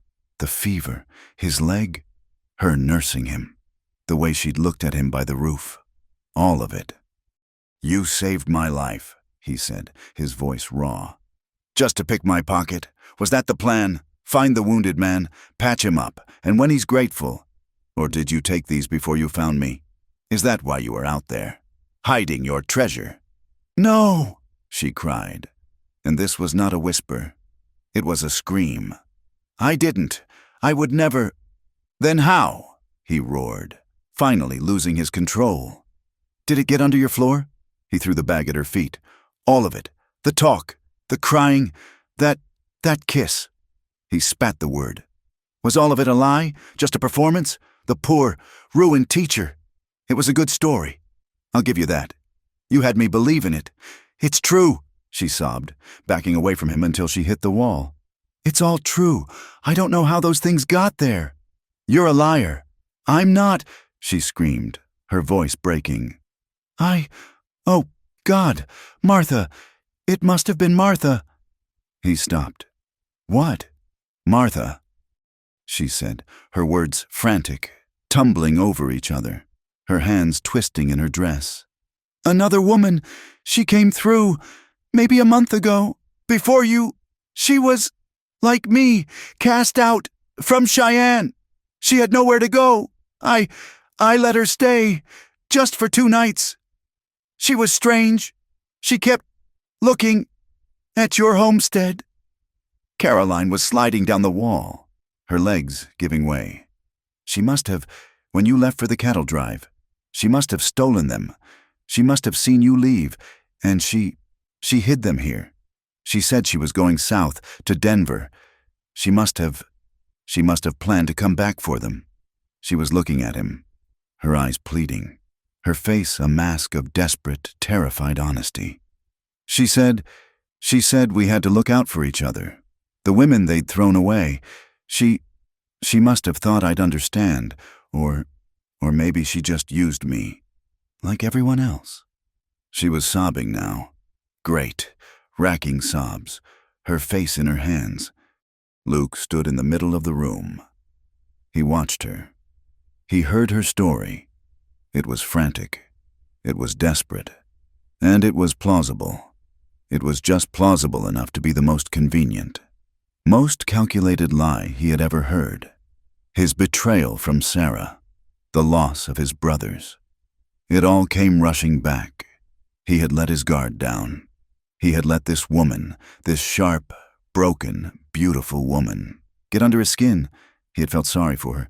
He had believed her. He was a fool. A good story, he said, his voice flat, all the anger gone, replaced by a cold, dead emptiness. You're a fine actress. Miss Bell, you missed your calling. You should have been on the stage. Her head snapped up. It's the truth. No, he said. He walked, limping, to the cot and picked up his coat, the one she had mended. The stitches were small and perfect. He almost ripped it in 2. Luke, she whispered, her voice raw. Please, you have to believe me. He turned at the door. He looked at her. One last time. She was on the floor, surrounded by his stolen memories, her face a ruin of tears and shame. She was the very picture of the woman he had accused her of being, back in Hames's store. I was a fool, he said, to trust a woman like you. I was a fool to care. He put his hand on the door. I'm leaving. As soon as the sun melts this snow enough for a man to see the trail. I'm gone. The shack is yours. Whatever is left, it's all yours. He looked at the locket on the floor. I'm done repaying the debt. He wrenched the door open and slammed it shut behind him, the sound echoing in the small, cold room. He left her alone with his locket, his watch, and his accusation. Night fell. The cold was a sharp, clear thing. Luke had not gone to his homestead. He couldn't. He was sitting on a fallen log, 100 yards from her shack, in a small stand of pines. He was visible from the window. If she'd looked, he didn't know if he wanted her to look. His head was in his hands, his leg was on fire, and his heart was a cold, hard knot in his chest. Martha, the name echoed in his head. It was possible. In this God-forsaken country, anything was possible. Had he been too hard? Had he, once again, seen only what he wanted to see? He was torn between a furious, bitter rage and a small, gnawing sliver of doubt. He had called her a liar. He had thrown her confession back in her face. He smelled it before he saw it. Smoke. Not the thin, sweet smell of her pine fire. This was acrid, oily, kerosene. He looked up, a new, Unnatural light was flickering against the trees, a sick, orange glow. He stood, and then he heard it. A scream. Not a cry, or a shout. A raw, terrified scream of pure animal terror. Caroline! He ran. He forgot his leg. He forgot his anger. He forgot everything. He ran, crashing through the undergrowth, his bad leg collapsing and catching, but he didn't stop. He burst into the clearing. The shack was an inferno. Flames were not just leaking from the roof. They were roaring, devouring the dry, rotted wood. And in front, silhouetted against the blaze, were two figures. One was Caroline. The other was a man. Not Baxter. This man was tall, thin, and he was holding a torch. He was the man from the ambush, the one who had fled. "You should have left, little lady," the man snarled, his voice carrying on the night air. We just had to clean up. My partner, Jed, he's dead, and we don't like witnesses." He was advancing on her. Caroline was backing up, her path to the trees cut off. The shack was at her back, a wall of heat. She was holding something, the heavy cast-iron skillet. "Get away from me!" she screamed. The man laughed. "Or what? You'll cook me breakfast?" He lunged. Caroline did not cower. She did not cry. She screamed, a roar of pure, desperate fury, and swung the skillet with all her strength. She caught him on the shoulder, the sound a dull thud. He grunted and stumbled, surprised by her ferocity. But he was big. He grabbed her wrist, the one holding the skillet, and twisted. She cried out in pain, but she didn't let go. Luke didn't shout. He didn't warn him. He was 20 yards away. He pulled his pistol, the one she had saved, the one he'd put back on his hip when he'd stormed out. He aimed. His hands were steady. The world narrowed to the man's back. He fired. The shot was deafening. The man froze. He looked down at his own chest. In confusion, he let go of Caroline's wrist. He turned, his eyes finding Luke in the shadows. He opened his mouth, but no sound came out. He toppled, face first, into the snow. The shack roared. The roof was beginning to collapse, a shower of sparks and embers raining down. "Caroline!" Luke roared. She was standing, frozen, staring at the man he had just killed. The skillet was still in her hand. The fire was licking at the hem of her dress. "Caroline, move!" He ran, his leg forgotten. He tackled her. He grabbed her around the waist and dragged her, stumbling, falling, rolling, away from the burning building. Just as the main beam gave way, the roof fell in, a geyser of sparks that shot into the night sky. They collapsed in a heap in the snow, a safe distance away. Luke was on top of her, his body shielding hers. They lay there, gasping, coughing, the sound of the fire and their own harsh breathing filling the night. He rolled off her. He was shaking. The shack, her home, her prison, was gone. It was a pile of roaring flames. Caroline was on her back, her dress scorched, her hair wild. She was staring at the fire, her eyes wide, unblinking. The skillet had fallen from her hand. Luke pulled himself up. He was trembling, a deep, racking tremor. He had killed again. He had saved her. He was wrong. He was right. He didn't know. He looked at her. She was shaking from the cold, from the shock. He did the only thing he could think to do. He took off his heavy coat, the one he had almost left behind, the one she had mended. He knelt beside her and wrapped it around her, pulling her into a sitting position. She turned to him. Her face was smudged with soot, her eyes hollow, and then they filled. She didn't just cry. She broke. She turned and buried her face in his chest, her hands gripping the front of his shirt. She sobbed, a deep, tearing sound that came from the very bottom of her. "I didn't," she gasped, her voice muffled against his wool shirt. "I didn't take them. I swear. Luke, I swear. I didn't want you to hate me." She sobbed her confession into his chest. I didn't want you to hate me." Luke stared over her head, at the fire that was consuming her shack, at the dead man in the snow. His heart was a raw, aching, confused knot. He had been wrong, so wrong, he had almost left her to die. all for a locket and a watch. He didn't speak. He didn't say, "I know." He didn't say, "It's all right." He just wrapped his arms around her, pulling her so tight it must have hurt. He held her, his jaw tight, his eyes burning from the smoke, and he held on as the last of her world burned to the ground. The fire ate the last of the roof, and the shack collapsed into itself, a bright, roaring pyre that lit the clearing with the violence of a false dawn. They sat in the snow, Luke's coat wrapped around her, and watched it burn.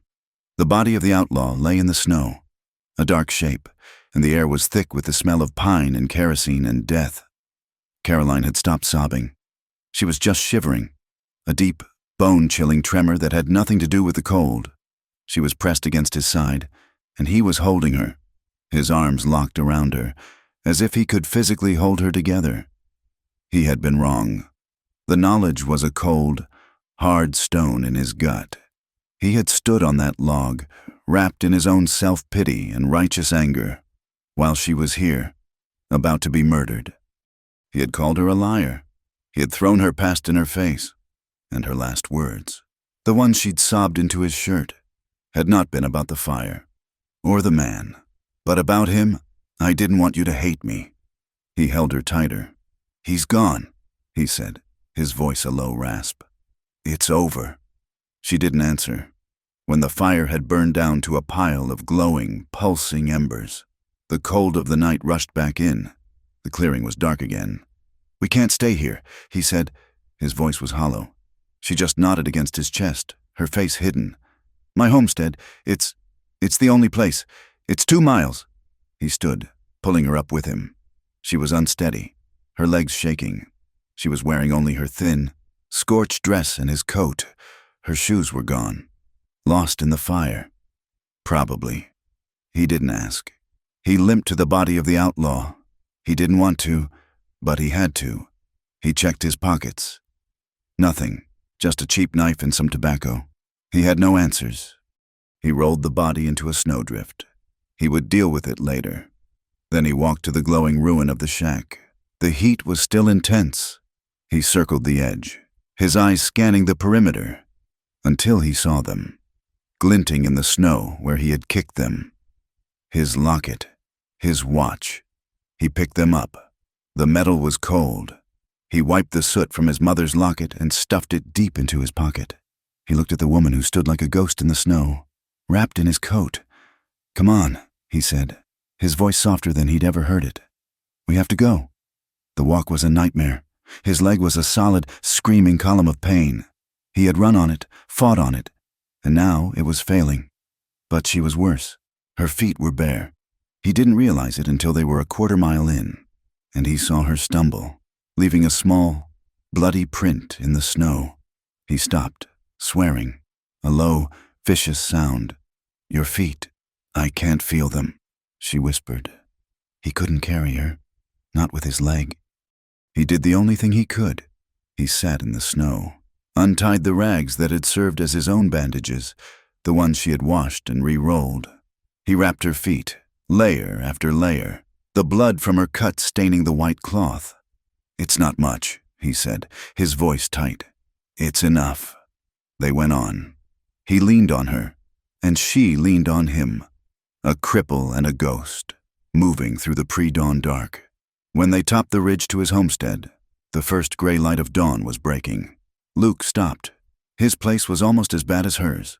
The outlaws had come back. The small fire he'd seen before had been a warning. This was the result. The corral was broken. The barn was a heap of blackened timbers, still smoking. And the side of his cabin, the new wall he had built, was scorched. The window a black, empty hole. Caroline made a small, broken sound. "Oh, Luke, no."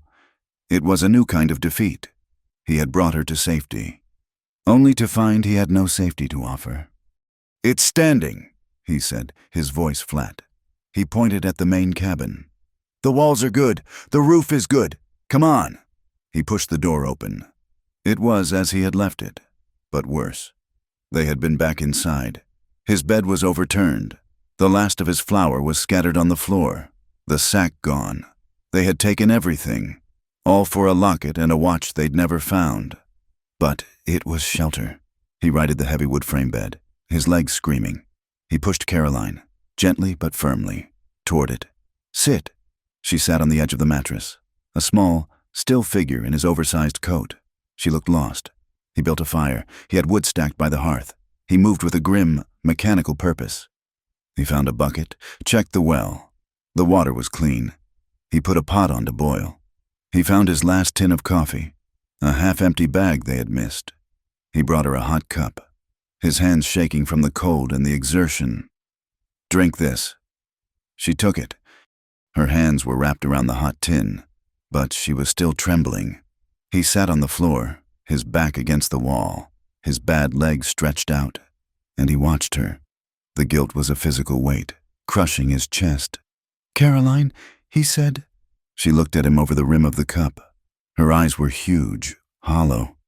He didn't know how to say it. "I'm sorry" was too small. "I was wrong" was a betrayal of his own stupidity. "What you said about Martha, the other woman, I believe you." She just watched him. She didn't cry. She didn't say, "I told you so." She just nodded, once, and took another drink of the coffee. Her silence was a judgment, and it was a mercy. And he didn't know which was worse. They lived. That was all they could call it for the first few days. They were two broken people in a broken house. Luke's leg was bad, swollen and hot, and he was forced back to his cot. And Caroline, she moved. She rose at dawn, her face a pale, set mask. She was dressed in his clothes. She had found a pair of his old trousers, rolled them to her ankles. She wore one of his flannel shirts, the sleeves rolled to her elbows. The clothes, like his coat, swallowed her, but she moved in them with a purpose. She was repaying the debt. That's what he thought at first. She swept the flour from the floor. She found his tools, the ones he'd hidden under a loose floorboard in the main room. His hammer, his axe. She found his rifle, still loaded. Where he'd left it, she hunted. He didn't know she could. He woke one afternoon from a fevered sleep to find her standing over him, blood on her hands. "There's a rabbit," she said, her voice flat. "I'll make a stew." She fed him. She cleaned his leg, her touch no longer angry or desperate, but impersonal, efficient. She was a ghost, but she was a ghost that worked. On the 5th day, he was able to stand. The fever had broken.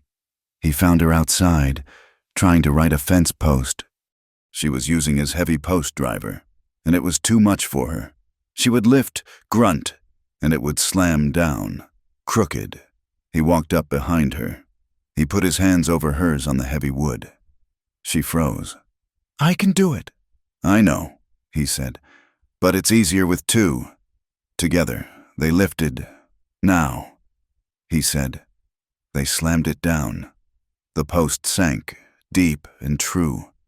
They rebuilt. It was the only way they learned to talk again.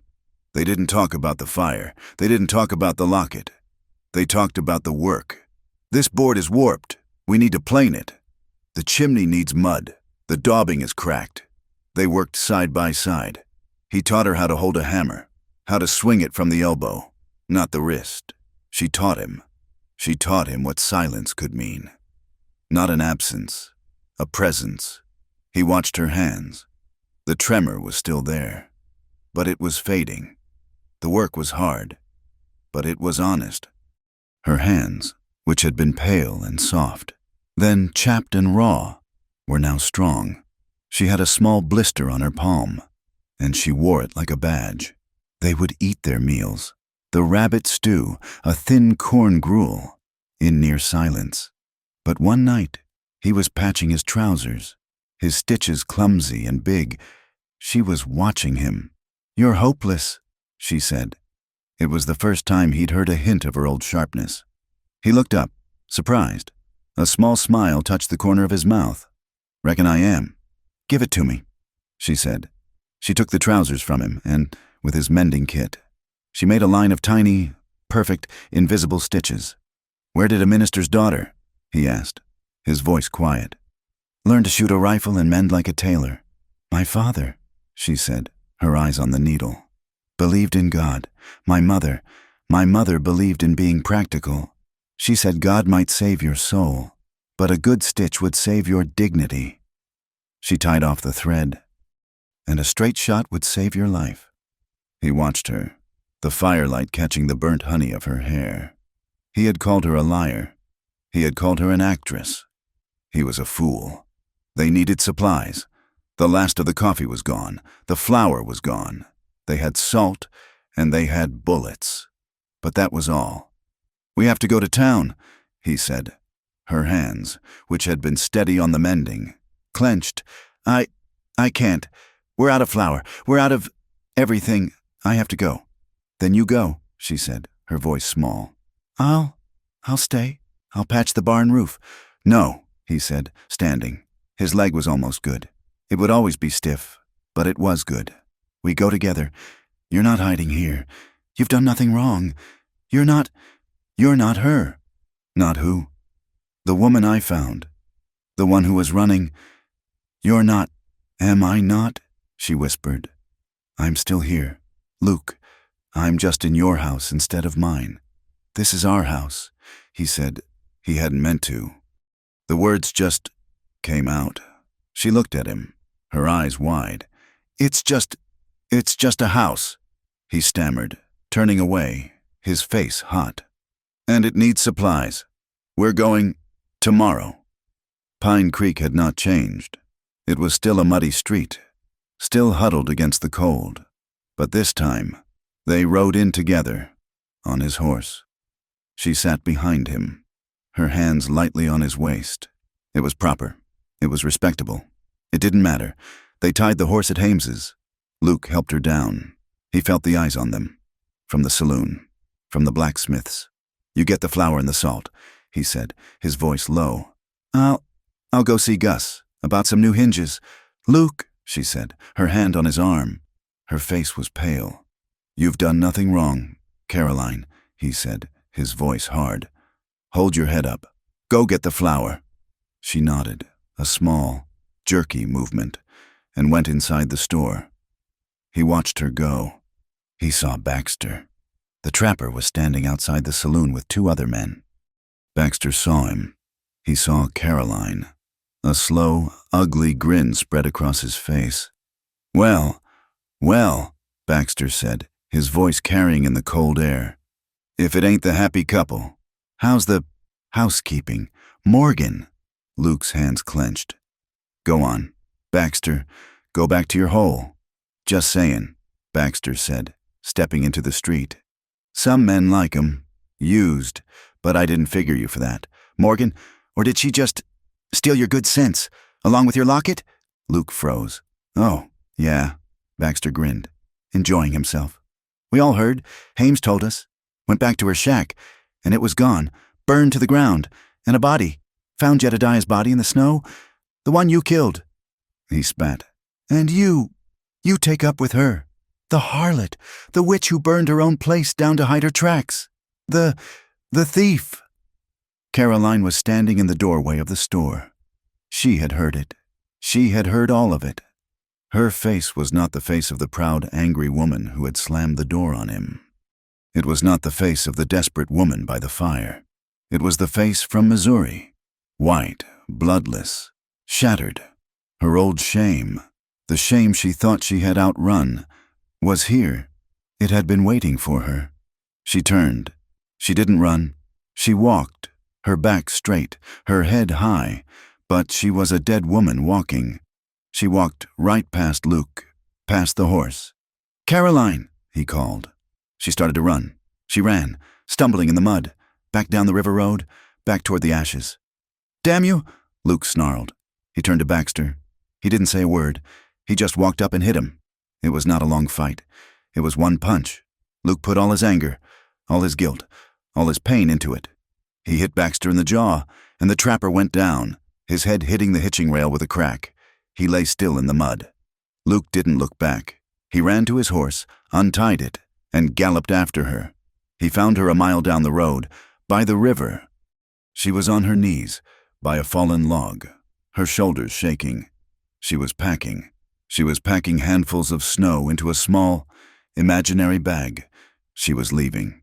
"Caroline," he said, his voice raw. He slid off the horse. "Go away." She wept, her voice muffled. "Go away. Can't you see? It's me. It's all me. I bring it. I bring the ruin." He grabbed her, pulling her to her feet. "Stop it! No, let me go. He's right. They're all right. I'm a disgrace. My father, I'm a harlot. I'm a witch. You're not," he roared, shaking her. "You're not. Stop running." "I have to," she cried, beating at his chest with her fists. "I have to. I'm poisoning you. Look what they're saying. Look what I've done to your name. Let me go." "No." He grabbed her wrists, holding her tight. "I don't care what they say. Let them talk. You listen to me. You listen. You didn't steal anything. You didn't steal my locket. You didn't steal my watch. You didn't steal anything." He leaned in, his face inches from hers, his eyes blazing. "You didn't steal anything but my peace of mind." She froze, her fists unclenched. She stared at him, her tear-filled eyes wide, her breath catching. "From the first day," he whispered, his voice desperate. "From the first minute you opened that door and looked at me like I was dirt. You've been in my head. I couldn't get you out." "Luke," she whispered, her voice breaking. You're the most impossible, stubborn, sharp-tongued, rude woman I have ever met. You said," she stammered, a new, fresh wave of tears welling. "You said you'd never marry a woman like me." She had thrown his own words, his own stupid, prideful words, back in his face. He looked at her, at this woman who had been to hell and back, this woman who had saved his life, who he had almost left to die, who he had just defended with his fists. His grip on her wrists softened. He didn't let go. He just held her. "Yeah," he said, his voice thick. That was before I knew you. That was before I knew you'd crawl through a blizzard just to save a man who hated you. That was before I knew what you were." She just stared at him, the tears streaming down her face. He let go of her wrists. He cupped her face, his thumbs brushing away the tears. "You're not running. Not from them. Not from me. You're done running." And he kissed her. It was not the first kiss, the one of shared, desperate pain. It was not the second, the one of healing and tears. This was acclaiming. This was inevitable. It was raw. It was honest. It was all the words they hadn't been able to say. It was the shared work, and the shared pain, and the rebuilding. It was his guilt and her shame, and all of it burning away. Her hands came up, not to push him away, but to grip his shirt, to pull him closer. His arms went around her, lifting her off her feet, and he was kissing her like he was starving, like she was water, like she was the only thing in the world that was real. It was not just desire. It was vulnerability. It was him, finally, letting down his guard. It was her, finally, being safe. It was healing. When he finally set her down, they were both shaking, breathless. He rested his forehead against hers. "We're going home," he said. The next morning, he woke before she did. He watched her sleep. She was in his bed, her face soft, her hand, the one with the blister, resting by her cheek. He was a changed man. He got up, dressed quietly, and saddled the gelding. He rode to town. He arrived at Hames's. The town was quiet. Baxter was gone. Gus was at the forge, and he nodded at Luke. A slow, knowing nod. "Mr." Hames was behind his counter, and he looked ashamed. "Mr. Morgan," Hames said. I heard." "Flour," Luke said, his voice flat. "Salt, coffee, bacon, and he saw it, on a hook in the corner. It was a dress. It was not a fancy dress. It was simple calico, the color of a spring sky. It had small, white buttons. It was a dress for a woman who worked But it was new, it was clean, and the dress. Luke said. Hames didn't even look surprised. He just took it down and wrapped it. Luke returned to the homestead. She was outside, feeding the gelding a handful of hay. She saw him. She saw the supplies. She saw the brown paper package in his hand. "Luke," she said, her voice small. He didn't say anything. He just held it out. She took it. Her hands were trembling. She unwrapped the paper. She saw the dress. She just stared. She touched the fabric, her fingers tracing the small, white buttons. It was the first beautiful, new thing she had touched in years. "Luke," she whispered. She looked up, her eyes swimming. I don't need to be married." It was her last defense. Her last proud, stubborn act of self-preservation. She was telling him. He didn't owe her. This didn't mean he had to make her respectable. She was not a transaction. He stepped closer. He touched her cheek. "I know," he said, his voice rough. "I'm not asking. I need you to know I see you. Not what they said. Not the harlot. Not the witch. Not even the rude woman." He smiled. A small, sad, real smile. "I see you, Caroline. Just you." She looked at him. At this hard, broken, stubborn man who had seen the worst of her, and who had seen her. She didn't speak. She just dropped the dress, and she rose on her toes, and she kissed him, her tears wet on his lips. Spring came to Wyoming not as a gentle promise, but as a violent thaw.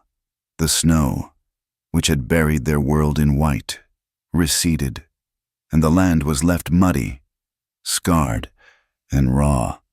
At the homestead, the melt revealed the full extent of the damage. The blackened, skeletal remains of the barn were a daily reminder of the fire. The cabin, though sound, bore the black scars of the flames, but the melt also revealed new life. Green shoots of grass, stubborn and bright, pushed up through the mud.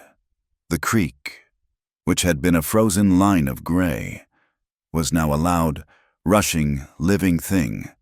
They worked. It was the only word that mattered. They did not speak of the fire.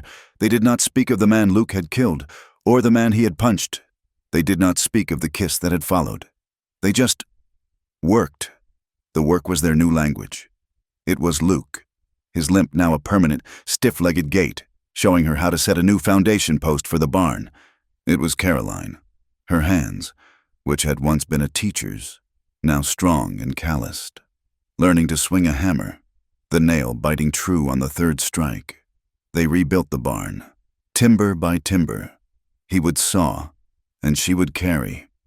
He would lift the heavy beams, his muscles straining, and she would be there, bracing it, her body solid, her gaze focused. When they ran out of timber, they rode the gelding, both of them, up into the high country. They felled 2 pines and spent 2 days cutting and trimming them, and another day hauling them down. The work was brutal, but it was shared. He would watch her. She still wore the blue calico dress, but she wore it now with an apron made of an old flour sack. She was no longer the ghost in his coat. Her hair, the color of burnt honey, was tied back with a leather thong. There was a confidence in her movements, in the set of her shoulders. She had been ruined, but she had not been destroyed. They planted, as well. He tilled the hard, rocky soil with his one good plow, and she followed behind, dropping the corn and bean seeds. Her hands, which had trembled, were now steady, pushing the seeds into the dark earth. Slowly, the town began to notice. When they rode in for supplies, the whispers were still there, but they were quieter. The stares were still there, but they were different. Not just leering or judging. They were curious. Baxter was gone, no one knew where, and no one cared to ask. Gus, the blacksmith, saw them. He was shoeing a horse. He stopped, his hammer in hand. He looked at Luke. He looked at Caroline, sitting straight in the wagon Luke had spent a week repairing. Gus just nodded. It was a small gesture, but it was everything Mr. Hames, in the store, was different, too. Mr. Morgan, he said, and he included her in his gaze. Miss Bell, it's good to see you. Heard you're rebuilding the barn. We are, Luke said, his hand on the small of her back. Good, good, Hames said, bustling. You'll be needing a lot. When Luke had loaded the wagon with flour, salt, new hinges, and 300 nails, he went to pay. Hames added it up. That'll be, call it $40, and you can pay me after the harvest. A man needs a line of credit to build. It was respect. It was trust. It was a kind of apology from the whole town. As they rode out, Luke glanced at Caroline. She was sitting straight, her eyes on the road ahead, but there was a small, almost invisible smile on her face. They worked through April and into May. The barn was framed. The crops were in. The homestead was coming back to life. One evening, a man on a tired mule rode up. He was a thin man, with a face like worn leather, and a dusty black coat. He carried a Bible in his saddlebag. Howdy, the man said, his voice as dry as the road. Name's Reverend Gideon. I'm the circuit preacher. I was wondering if a man could trade a word from the Lord for a hot meal. Luke looked at Caroline. She nodded. He can, she said, her voice clear. You're welcome, Reverend. They ate rabbit stew, the same meal she had made for Luke when he was broken. The Reverend ate like a man who hadn't seen a hot meal in a week. He spoke of his travels, of the settlements in the north, of the weather. After, as the sun was setting, painting the sky in shades of orange and purple, the Reverend smoked his pipe, and Luke sat with him on the porch. Caroline was inside, cleaning up. She seems a good woman, the Reverend said, his voice quiet, nodding toward the cabin. A strong woman. She is, Luke said. You've built a fine place here, the two of you. Luke looked at the new barn, at the green shoots in the field. We're trying, a man and a woman, the Reverend said, tapping his pipe. Building a life together. It's a fine thing, a holy thing, some might say, even without the words. Luke was quiet for a long time.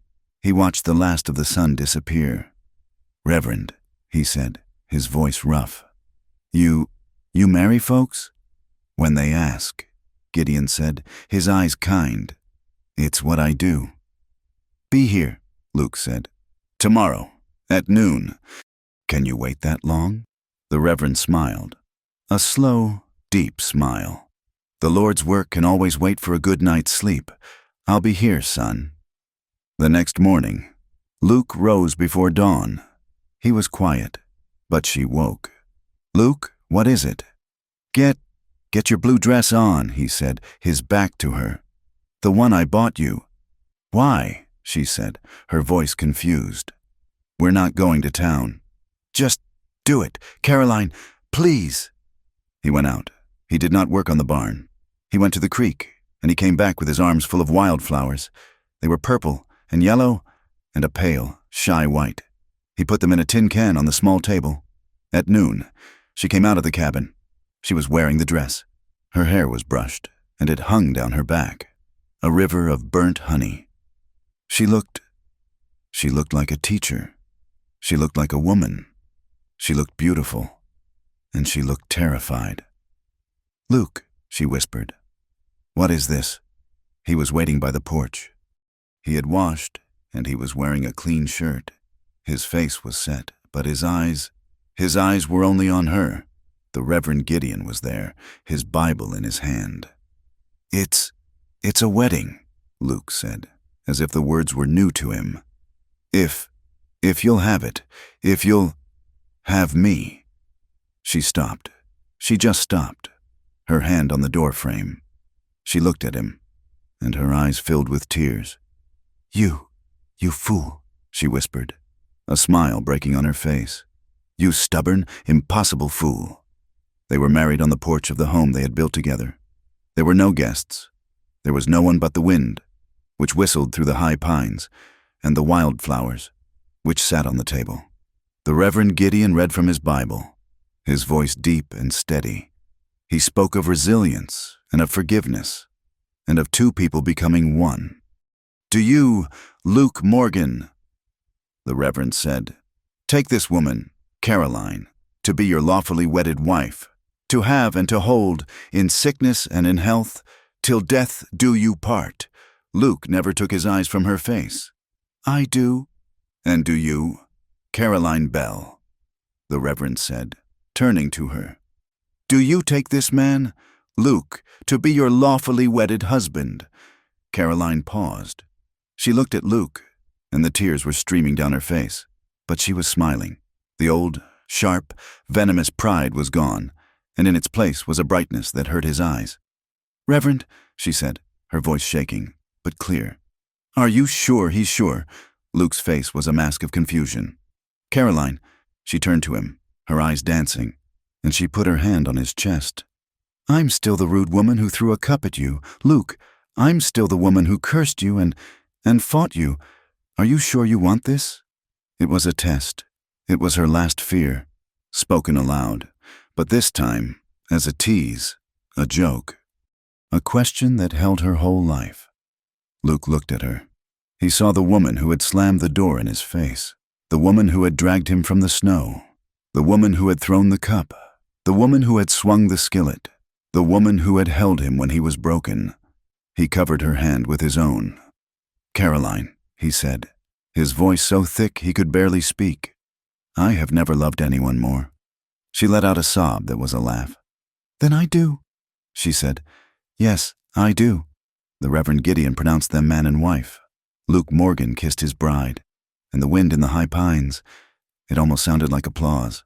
Word of their union spread, as word always does. Their next trip to town was a new test. Some townsfolk smiled, a genuine, warm smile. Gus the blacksmith tipped his hat and called her Mrs. Morgan. She flushed a color Luke had never seen, a deep, beautiful rose. Others still sneered. Two women in bonnets, from the new church, saw them and pointedly crossed the street, their noses in the air. Luke felt Caroline stiffen beside him. He just reached down and took her hand. He laced his fingers through hers. He didn't look at the women. He didn't look at anyone but his wife. He kept walking, and neither Luke nor Caroline cared. The summer was good. The crops came in. The corn was high, and the beans were heavy. The barn was finished, the roof tight. Their house was a home. They had found a peace, a quiet, hard-won peace. And then, in late August, when the air was hot and still, the past came back. Luke was checking the new fence line, his leg aching from the humidity. Caroline was by the cabin, feeding the handful of chickens they had bought. The shot was not a shotgun. It was a rifle. It rang out, a sharp crack that echoed off the hills. Luke didn't even think. He saw the puff of smoke from the ridge, the same ridge he'd ridden over months ago. He saw Caroline, frozen, by the coop. "Caroline, down! Get in the house!" he roared. He was running, his bad leg dragging, putting himself between her and the ridge. A second shot kicked up dirt at her feet. She screamed, not in terror, but in anger. "Luke!" He shoved her, hard, toward the cabin door. Get the rifle!" He was turning, reaching for his own pistol, when the third shot hit him. It was not a clean shot. It tore through the flesh of his left shoulder, spinning him around like a rag doll. He went down, his head hitting the hard-packed earth. "No!" he heard her scream. He looked up. He saw the man on the ridge, a lone figure, the third man, the one who had fled the first ambush, the one who had gotten away. He was reloading. He had come back for revenge. Caroline did not run to him. She did not kneel by his side. She ran into the cabin. Luke tried to get up. His arm was useless. Blood was pouring, hot, over his chest. He was... The cabin door slammed open. It was Caroline. She was not crying. Her face was a mask of cold, white fury. She had his rifle, the one she'd learned to shoot. She didn't pause. She didn't hesitate. She dropped to one knee, using the door frame to steady her aim. She fired. The bullet pinged off the rock near the man's head. He ducked. Get up! Luke!" she screamed, her eyes on the ridge. "Get in the house, now!" She fired again. The man on the ridge, seeing his surprise, was gone. Seeing he was facing an armed woman and not a helpless victim, scrambled backward, out of sight. Caroline didn't wait. She dropped the rifle, ran to Luke, and grabbed him under his good arm. "I've got you! I've got you! Get up!" She dragged him, just as he had dragged her from the fire. She pulled his dead weight into the cabin and slammed the door, barring it. He collapsed on the floor. "Luke," she was saying, her voice shaking. "Luke, look at me." "Shoulder," he gasped. It's just my shoulder. Just your shoulder," she repeated, and she let out a sound, a sob or a laugh. He couldn't tell. "You and your body, you're always getting shot." She ripped his shirt away. The blood was bad. It was bad. He watched her face. He was waiting for the anger, the old, sharp fury. He was waiting for her to curse him, to mutter about what she owed him.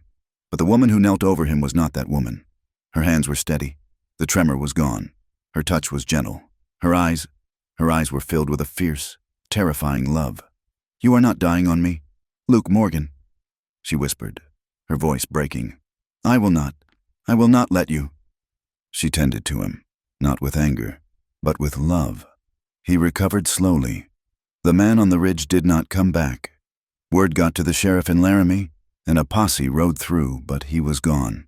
For 2 weeks, Luke was the invalid. And Caroline ran the homestead. She was magnificent. He would sit on the porch, his arm in a sling, and watch her. She mended the fence. She harvested the rest of the corn, the rifle slung on her back. She handled the horse. She handled the accounts. She was no longer a cast-out teacher. She was a queen, and the town finally saw it. Too, Gus the blacksmith rode out, not on a visit, but with his 2 sons. "Heard you had trouble, Morgan," Gus said, not looking at him, but at Caroline. "Mrs. Morgan, we figured you could use a hand with that winter wood. A man with 1 arm ain't good for much." They spent the day. They chopped and stacked a cord of wood. Mrs. Hames came, the mousy woman he'd seen in the store. She came with a hot pie and a quilt. For your bed." She'd stammered at Caroline. Winter is coming." They were not just helping Luke. They were helping her. They were, finally, offering her real help. Months passed. The winter came, cold and hard. But the cabin was warm. The barn was full. The wood was stacked. They were safe. One night, the first heavy snow of the season was falling. They were curled by the fire, just as they had been in the beginning. But now everything was different. He was on the floor, his back against a crate, and she was sitting between his legs, her back resting against his chest, his good arm wrapped around her. They were watching the flames. The cabin was quiet. "Luke," she whispered, her voice so small he almost didn't hear it. He murmured, his chin resting on the top of her hair. I still don't know why you love me." He froze. He thought they were past this. He tilted her head back, so he could see her face. Her eyes were serious. She was not afraid. She was just wondering. He looked at her, at this woman who had been a ghost, and was now his entire world. He thought of all the women he had known. The ones who simpered, the ones who betrayed, the ones who were afraid. And he looked at Caroline, his rude woman. "You really don't know?" he asked, his voice rough. She shook her head. "I love you," he said, his voice quiet, but hard as stone, "because you are the only person I have ever known who saw me for what I was, a broken, angry fool. And you didn't run." He held her tighter. You're the only one who ever gave a damn whether I lived or died. And you weren't afraid to show it. You were angry about it. You were furious about it. But you showed it. You saved my life, not just from the snow. Caroline, you saved me." She turned in his arms and buried her face in his neck. She didn't say anything. She didn't need to. He pulled her closer, his hand finding hers, his fingers lacing through hers, his, scarred from the war, and his work. Hers, scarred from the skillet, and her work. They sat in the warm silence. Outside, the snow was falling, but the fire was high. They were two scarred people, their hands clasped, and they were, finally, home. Thank you so much for listening to our story. We truly hope you enjoyed it. We'd love to know where you're listening from, so please drop a comment and let us know. Be sure to subscribe to From Wild West for more stories just like this one, and share your thoughts. We love hearing from you.